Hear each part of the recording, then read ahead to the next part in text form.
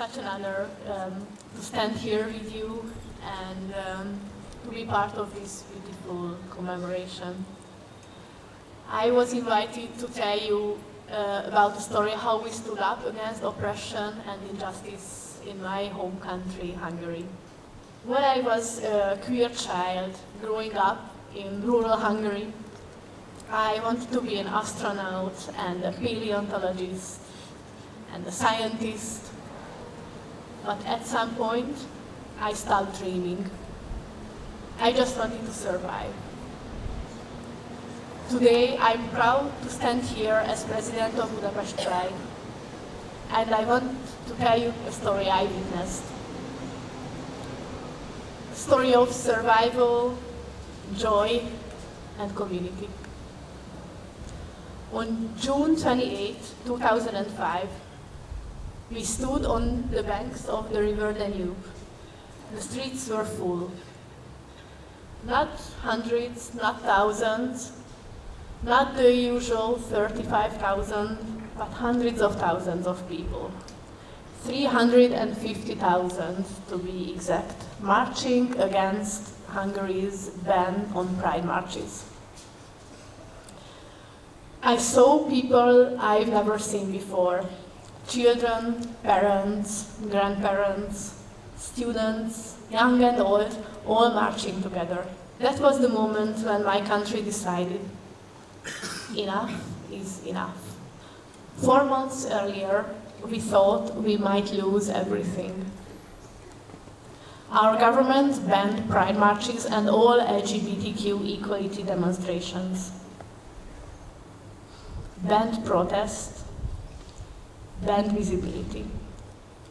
They were telling that we are dangerous. They were telling that we are less than human, that we should just disappear. This is how oppression works. It doesn't only take away your rights. Oppression is reshaping how you see yourself. It tells you to be quiet, just to be grateful to have what you have, to keep your head down, not to exist too loudly. This is not just Hungary's story. Look around yourselves, look at your own countries, and ask yourselves, how far are you truly away from this? Because history has shown us a pattern before. The first book burning the Nazis organized was at a trans clinic. When the Nazis burned Magnus Hirschfeld's Gender and Sexualities Institute in 1933, they were saying that they are protecting children. We have heard that before. Different times, same logic. And this is what we understood. Autocrats do not care about truth. They only care about gaining power and staying in power forever.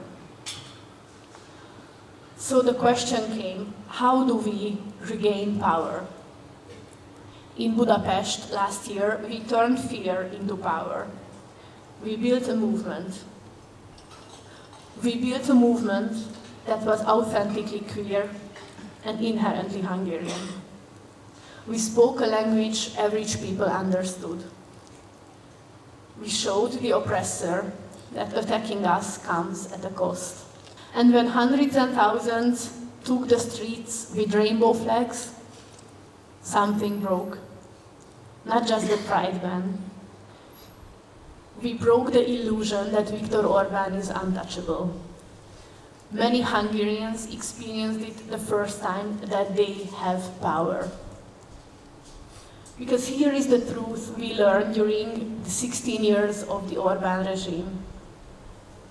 If they can take away our rights without consequences, they will do it again and again and again.